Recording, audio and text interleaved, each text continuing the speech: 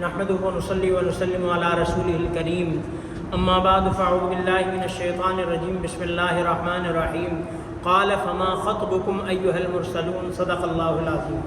آج ہم نے 24ویں تراویح پڑھی ہے اور اس میں ہم نے 27واں پارہ سنا ہے، اسی کی چند آیات کا انشاءاللہ خلاصہ ہوگا۔ قال فما خطبکم ایھا المرسلون، پیچھے تذکرہ چلا آ رہا تھا ابراہیم علیہ السلام کے مہمانوں کا، تو ان کے سامنے جب کھانا وغیرہ پیش کیا گیا انہوں نے نہیں کھایا، تو ابراہیم علیہ السلام نے پوچھا پھر کہ کیا ہو آپ، تمہارا کیا سٹوری ہے، کیا بات ہے، کھاتے کیوں نہیں؟ اس طرح بندہ عام پوچھتا ہے۔ تو انہوں نے کہا انا ارسلنا الی قوم مجرمین، کہ ہم مجرم قوم کی طرف بھیجے گئے ہیں، لنرسل علیہم حجارۃ من طین، کہ ہم ان پر جو ہے وہ پتھر برسانے کے لیے آئے ہیں، اور جو ایمان والا ہوگا فاخرجنا من کان فیہا من المؤمنین، جو ایمان والے ہوں گے ہم ان کو الگ کر دیں گے، باقیوں کو ہم ہلاک کر دیں گے۔ آگے موسیٰ علیہ السلام کا ذکر ہے، وفی موسیٰ اذ ارسلناہ الی فرعون بسلطان مبین، کہ موسیٰ علیہ السلام کو ایک واضح نشانی معجزہ دے کر فرعون کی طرف بھیجا، پھر وہ سارا مختصراً بتایا کہ اس نے انکار کیا، تو ہم نے فنبذناہ فی الیم وہو ملیم، ہم نے اس کو پھر دریا میں غرق کر دیا۔ قوم عاد کا ذکر ہے کہ ہم نے ان پر تیز آندھی بھیجی جب انہوں نے نہیں مانا۔ قوم سمود کا ذکر ہے، اور اس کے بعد فرمایا والسماء بنیناھا بعید وانا لموسعون، ہم نے آسمان کو بنایا اور ہم اس کو وسعت دینے والے ہیں۔ والارض فرشناھا فنعم الماہدون، اور زمین کو ہم نے بچھونا بنا کر بچھایا، ہم بہت ہی اچھا بچھانے والے ہیں۔ تو زمین بھی اللہ کی نعمت ہے، آسمان بھی اللہ کی نعمت ہے۔ زمین نرم اتنی ہے کہ آپ اس میں سے گھاس نکال سکتے ہو، پھل نکال سکتے ہو، پھول نکال سکتے ہو، سبزیاں ترکاریاں نکال سکتے ہو، ہر چیز اس میں سے نکل آتی ہے، اور سخت اتنی ہے کہ اس کے اوپر تم گھر کھڑا کرتے ہو، 2 منزلہ 3 منزلہ 4 منزلہ کمرشل بلڈنگیں کھڑی کرتے ہو، 50 60 70 منزلہ، کہاں سے کہاں، یہ اس پہ طاقت اتنی ہے، سخت اتنا ہے۔ تو یہ اللہ کی طرف سے ایک نعمت ہے۔ آگے سورہ طور ہے، طور میں چونکہ طور پہاڑ کی قسم ہے، اس مناسبت سے اس کا نام سورہ طور ہے۔ طور یہ وہی پہاڑ ہے جس پر موسیٰ علیہ السلام اللہ سے ملاقات کے لیے، ہم کلامی کے لیے تشریف لے گئے تھے، اور اس کے بارے میں فرمایا اقل جبال الارض طور وانہ لأعظم عند اللہ قدرا ومنزلا، کہ طور منزل جسامت کے لحاظ سے تو کیا ہے، چھوٹا سا پہاڑ ہے، کوئی اتنا بڑا نہیں ہے، لیکن اللہ کے اس کا مقام اور مرتبہ بہت ہے۔ تو اس لیے بسا اوقات بندہ، عام ہم بندوں میں کوئی بندہ ہو سکتا ہے دیکھنے میں کوئی اتنی پرسنالٹی نہ لگتی ہو، دیکھنے میں بڑا کوئی بزرگ نہ لگتا ہو، دیکھنے میں بڑا کوئی نہ لگتا ہو، لیکن ہو سکتا ہے اس کا اللہ کے ہاں بڑا مقام ہو۔ تو اللہ کے ہاں مقام کے لیے ضروری نہیں ہے کوئی موٹاپا، کوئی جسمانی، کوئی بڑا، کوئی روب داب والا، ضروری نہیں ہے۔ ہو سکتا ہے بیچارہ دبلا پتلا، بالکل غیر معروف سا بندہ، وہ بھی اللہ کے ہاں کیا ہو، بڑے مقام والا ہو۔ تو اس لیے کوہ طور جو ہے وہ چھوٹا سا ہے، مقام میں بڑا ہے، بلکہ عبداللہ ابن مسعود رضی اللہ تعالیٰ عنہ، ان کی ٹانگیں بڑی پتلی پتلی تھی، دبلے پتلے سے تھے، تو آپ علیہ السلام نے ان کے بارے میں فرمایا تھا کہ دبلی پتلی ٹانگیں یہ میزان میں بڑی بھاری ہیں، یعنی کہ بڑی قدر والی ہیں۔ تو ہو سکتا ہے بندہ ظاہری طور پر ہلکا پھلکا ہو، لیکن اللہ کے ہاں اس کا بڑا مقام ہو۔ آگے جہنمیوں کا ذکر فرمایا ان عذاب ربک لواقع ما لہ من دافع، کہ آپ کے رب کا عذاب واقع ہونے والا ہے، اسے کوئی ٹال نہیں سکتا۔ جس دن جو ہے وہ آسمان پھٹ جائے گا، پہاڑ چلیں گے، اور اس دن جھٹلانے والوں کے لیے ہلاکت۔ یہ جہنمیوں کا ہادی یوم یدعون الی نار جہنم دعا ہادی نار التی کنتم، یہ وہی آ گئی جسے تم جھٹلاتے تھے اور وہ آج آ گئی ہے۔ آپ اصلوھا فاصبروا لا تصبروا سواء علیکم، اب تم صبر کرو یا نہ کرو تمہیں برابر ہے، تم عذاب بھگتنا ہی بھگتنا ہے۔ اس کے بعد پھر جنتیوں کا ذکر ہے کہ وہ جنتی لوگ جو ہیں اس کے مقابلے میں نعمتوں میں اور عیش و آرام میں ہوں گے۔ آگے سورہ النجم ہے، کیونکہ اس کا شروع جو ہے وہ نجم سے ہو رہا ہے، نجم ستارے کو کہتے ہیں، اس مناسبت سے سورت کا نام سورہ النجم ہے۔ اس میں آپ علیہ السلام کی معراج کا ذکر ہے، آپ علیہ السلام کی جو ہے وہ کلام کے وحی ہونے کا ذکر، ان ہوا الا وحی یوحا وما ینطق عن الہوا ان ہوا الا وحی یوحا، کہ ہمارا ایمان ہے پیارے پیغمبر صلی اللہ علیہ وسلم کی زبان اقدس سے جو الفاظ نکلتے ہیں وہ ایسے ہی ہیں جیسے قرآن کی وحی ہے۔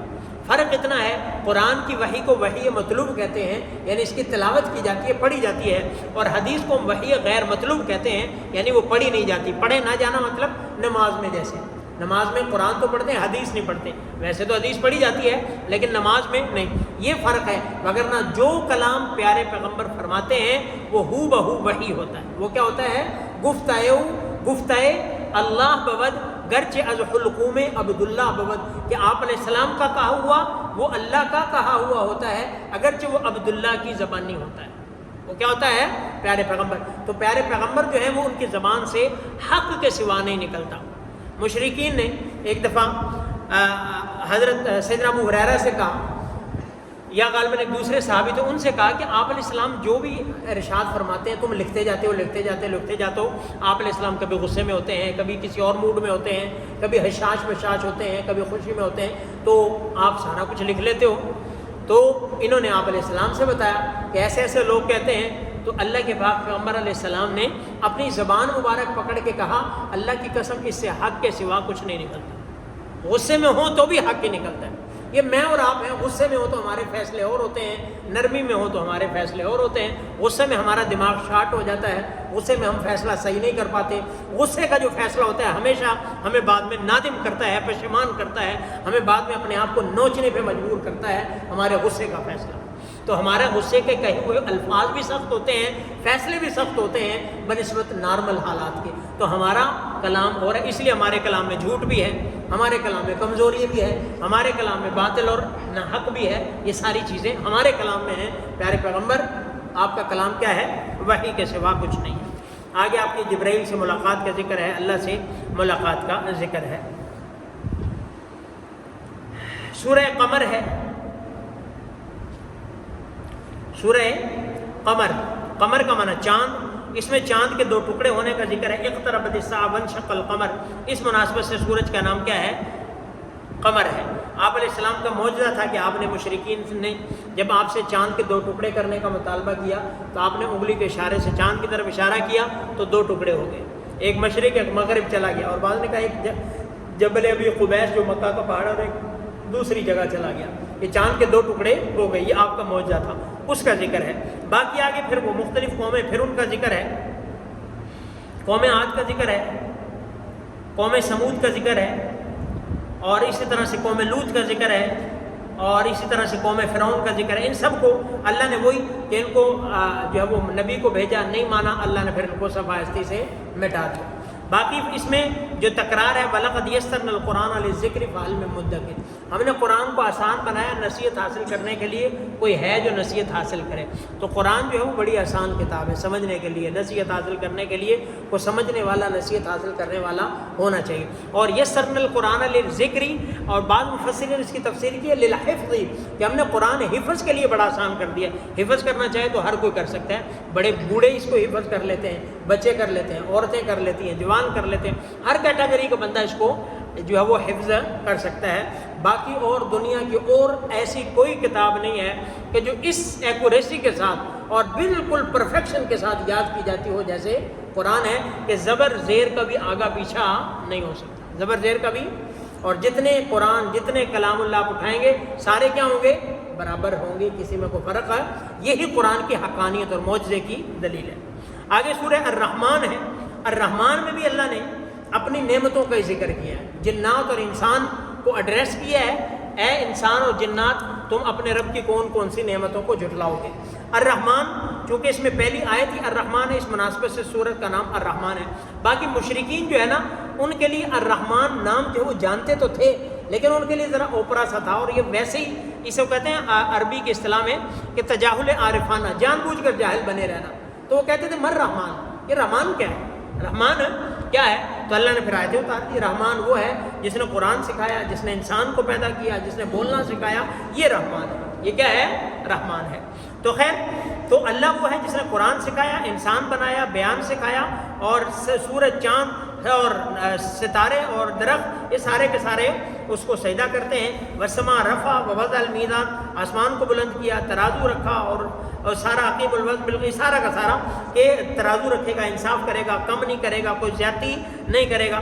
یہ سارا رحمان کی صفات ہے۔ انسان کو پیدا کیا کھنکتی مٹی سے، اور جنات کو پیدا کیا آگ سے۔ یہ تم اپنے رب کی کون کون سی نعمتوں کو جھٹلاؤ گے؟ مشرق کا رب ہے، مغرب کا رب ہے، اپنے رب کی کون کون سی نعمتوں کو جھٹلاؤ گے؟ سمندروں کو ملانے والا ہے، یہ سارا ان سے لؤلؤ اور مرجان نکالنے والا ہے، کشتیوں کو اس میں چلانے والا ہے، ہر چیز دنیا میں فانی ہے، ذات ایک باقی ہے تو اللہ کی ہے، تم اپنے رب کی کون کون سی نعمتوں کو جھٹلاؤ گے؟ گویا کہ اللہ نے اپنی قدرت کو، جنت کو، جہنم کو، انسان کی پیدائش کو، اپنی نعمتوں کو اور جو ہے وہ جنت کی نعمتوں کو سارا اس صورت کے اندر بیان کیا. حوروں کے نقشے کو اور جنت کے درختوں کو، جنت کی نہروں کو، جنت کے چشموں کو اس صورت کے اندر اللہ نے سمو دیا ہے سورہ رحمان کے اندر. تو یہ ساری کی ساری اللہ کی قدرت کی نشانی ہے.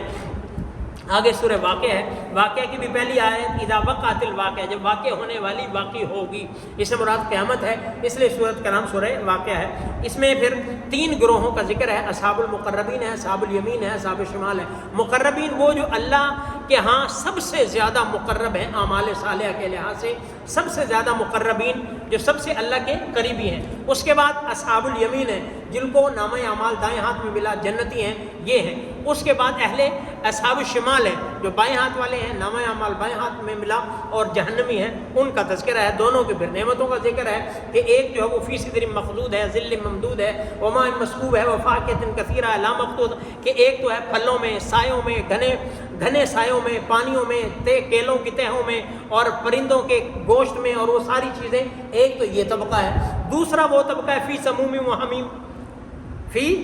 حمیم وظل من یحموم لا بارد ولا کریم انہم کانوا، کہ ایک وہ طبقہ ہے جو کو کھولتے ہوئے پانی میں اور گرم تپتی ہوئی ہوا میں، تپش میں، لو میں، اور جس کے لیے کوئی آسانی نہیں ہے. اور پہلے دنیا میں بڑے خوشحال تھے لیکن آج وہ مصیبت میں، آج کیا ہے؟ مصیبت میں.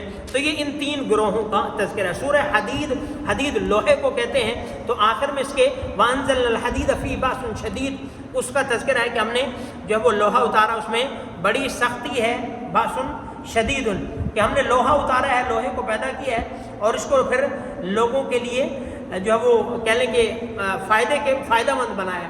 باسن شدید بھی ہے. باسن شدید سے مراد طاقت، لوہے میں طاقت ہے. طاقت اس سینس میں کہ اس کے ہتھیار، اسلحہ، ساری قوت، ساری شان و شوکت وہ کیا ہے؟ لوہے میں. اس لحاظ سے اس کو باسن شدید کہہ دیا. وہ منافع للناس، لوگوں کے لیے اس میں کیا ہے؟ نفع بھی ہے. تو یہ، اور پھر یہاں پہ لا یستوی منکم من انفق من قبل الفتح وقاتل اولئک اعظم درجۃ. صحابہ کرام کے مراتب کو ذکر کیا کہ ایک وہ ہیں کہ جو فتح مکہ سے پہلے ایمان لے آئے، ایک وہ ہیں جو فتح مکہ کے بعد ایمان لے آئے. یہ برابر نہیں ہو سکتے. ان کے مرتبے کیا ہیں؟ فتح مکہ، ظاہر بات ہے جو پہلے ایمان لایا اس کا مرتبہ زیادہ ہے. اس کا مرتبہ ابتدا میں جو ایمان لایا اس نے مارے کھائی ہیں، گھر سے در بدر ہوا ہے، اس نے جو ہے وہ تکلیفیں برداشت کی ہیں. اور جب بعد میں مسلمان ہونے والے مسلمان ہوئے، اس وقت تو یہی ہے کہ بس داخل ہوتے جاؤ، کلمہ پڑھو، مسلمان ہو جاؤ، کوئی پریشانی والی بات. تو اس لیے پہلے والوں کے مرتبے بھی بڑے ہیں، بعد والوں سے ان کا مقام بھی کیا ہے؟ اونچا ہے. لیکن کنکلوژن کیا ہے؟ خلاصہ کیا ہے؟ وَكُلًّا وَعَدَ اللَّهُ الْحُسْنَى، جنت کا وعدہ دونوں کے ساتھ ہیں. دونوں جنتی، مقام میں فرق ضرور ہے لیکن ہیں دونوں کیا ہیں؟ جنتی. صحابہ اسلام کہتے ہیں سارے کے سارے کیا ہیں؟ کلن وعد اللہ الحسنى، ہر ایک سے اللہ نے جنت کا وعدہ کیا ہے. اس کو ہم کسی صحابی کے بارے میں ہم ہلکا بول نہیں بول سکتے، کسی صحابی کو ہم تنقید نہیں کر سکتے. صحابی ہماری تنقید اور تنقید سے مبرہ ہے. ہماری ذات کو، ہماری حیثیت کو یہ زیب ہی نہیں دیتا کہ کہاں 1447 سال پہلے آپ علیہ السلام کی، جس طرح آج ہم بیٹھے ہوئے ہیں یہاں دیکھیں، تصور کریں کہ پیارے پیغمبر مسلح پہ ہیں، پیچھے صحابی ہیں، پیارے پیغمبر بیان کر رہے ہیں، صحابی سن رہے ہیں، پیارے پیغمبر ایک تعلیم دے رہے ہیں، صحابہ اس پر عمل کر رہے ہیں، اور پیارے پیغمبر وضو کر رہے ہیں، صحابہ دیکھ رہے ہیں، پیارے پیغمبر نماز پڑھا رہے ہیں، صحابہ دیکھ رہے ہیں، پیارے پیغمبر عمرہ کر رہے ہیں، صحابہ ساتھ چل کے عمرہ کر رہے ہیں، دیکھ رہے ہیں، حج کر رہے ہیں، ساتھ دیکھ رہے ہیں، جنگ میں نکل رہے ہیں، غزوہ احد، بدر، حنین اور احزاب، سارے صحابہ نکل رہے ہیں، نبی نکل رہے ہیں. اگر صحابہ خندق کھود رہے ہیں، نبی کھود رہے ہیں، صحابہ دیکھ رہے ہیں. یہ سارا کا سارا منظر انہوں نے آنکھوں سے دیکھا ہوا، انہوں نے آنکھوں سے دیکھا ہوا. زمزم پہ سارے اکٹھے، مطاف میں سارے اکٹھے، مسا میں سارے اکٹھے، حرم میں سارے اکٹھے، مسجد نبوی میں سارے اکٹھے. آج تو ہم جا کے روضہ رسول پر حاضری ہماری ہو جائے کتنے خوش ہوتے ہیں. ہم روضہ رسول پہ حاضری ہو جائے خوش ہوتی ہے کہ نہیں ہوتی؟ ہم پھولے نہیں سماتے کہ ہم نے روضہ رسول پہ حاضری دی ہے، ہمیں ریاض الجنہ میں 2 رکعت نماز نفل پڑھنے کو مل جائے، ہم کتنے خوش ہوتے ہیں. آج کل تو ایپ پہ ٹائم لیتے ہیں اور آپ میرے خیال سال میں 1 دفعہ لے سکتے ہیں یا اس کی کوئی لمیٹیشن ہے. ہم کتنی کوششیں کر کے ریاض الجنہ میں 2 رکعت پڑھتے ہیں، اس چبوترے پہ بیٹھنے کو ساتھ سمجھتے ہیں. تو وہ کتنے خوش قسمت ہیں جو ہر وقت رہتے وہاں تھے اور نبی ساتھ تھے. آج تو ہم حجرے سے، روزے سے خوش ہوتے ہیں. وہ زندہ نبی کو فیس ٹو فیس دیکھ رہے تھے، نبی کے گرتے ہوئے موتی سن رہے تھے. تو اس لیے صحابہ کا تو مقام ہم سوچ ہی نہیں سکتے. آج اگر ہم بات کرتے ہیں کسی صحابی کو تو یہ ہمارے دماغ کی خرابی ہے، اس کے علاوہ کچھ نہیں، وگرنہ صحابہ ہمارے بولوں سے بڑے اونچے ہیں. اللہ ان کے مقام کو مزید بلند سے بلند تر فرمائے اور اللہ ہمیں عمل کرنے کی توفیق عطا فرمائے.